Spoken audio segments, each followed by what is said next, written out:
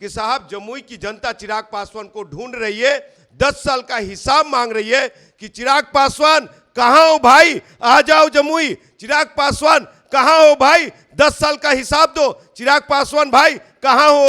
चिराग पासवान को जमुई से हाजीपुर आना, ये समझिए कि हार का ये पूरे फाइनलाइज हो गया। ये डर के मारे जमुई संसदीय क्षेत्र वो छोड़ रहे हैं और हाजीपुर आकर के ये दिखाना चाहते हैं कि ये मेरी बाप की बपौती है। बिहार के पासवानों के लिए चिराग पासवान ने कुछ नहीं किया। चिराग पासवान सेल्फी तक बहुत स्मार्ट लगते हैं, सेल्फी के बाद उनकी आवश्यकता नहीं है।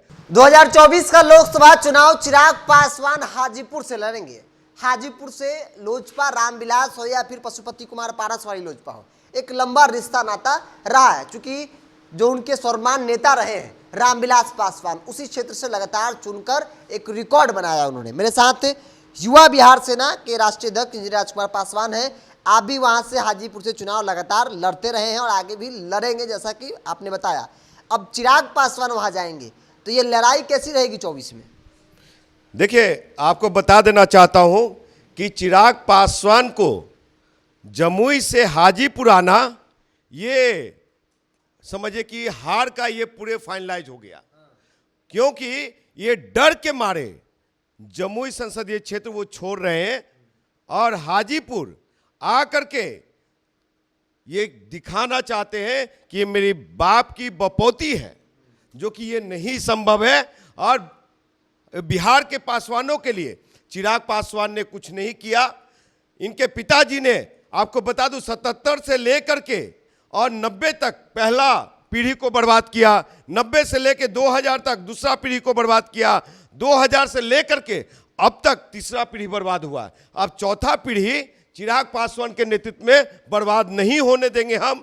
और आपको बता दूं कि साहब जमुई की जनता चिराग पासवान को ढूंढ रही है, 10 साल का हिसाब मांग रही है कि चिराग पासवान कहां हो भाई, आ जाओ जमुई। चिराग पासवान कहां हो भाई, 10 साल का हिसाब दो। चिराग पासवान भाई कहां हो, आ जाओ जमुई के सीट पे आ जाओ। लेकिन ये जमुई के 22 लाख जनताओं को इस तरह से धोखा दे करके और निकल गए।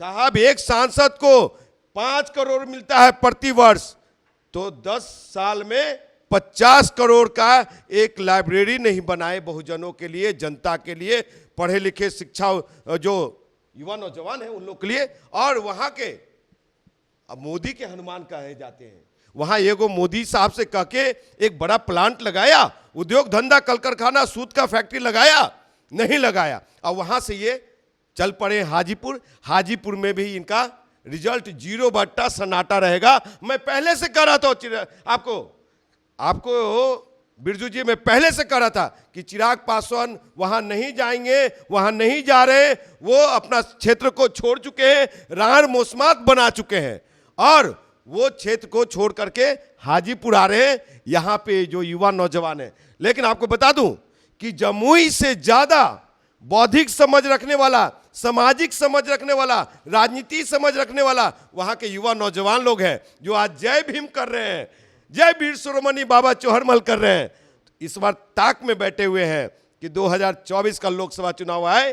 भले ही चिराग पासवान सेल्फी तक बहुत स्मार्ट लगते हैं, सेल्फी के बाद उनकी आवश्यकता नहीं है। लोकसभा अब इस बार नहीं जाएंगे, इस बार पंजाब जाएंगे। और आपको बता दूं कि जो राजनीति कर रहे हैं उस राजनीति में चिराग पासवान शायद विधानसभा का भी सदस्य बन पाएंगे कि नहीं बन पाएंगे, ये बहुत कहना मुश्किल है।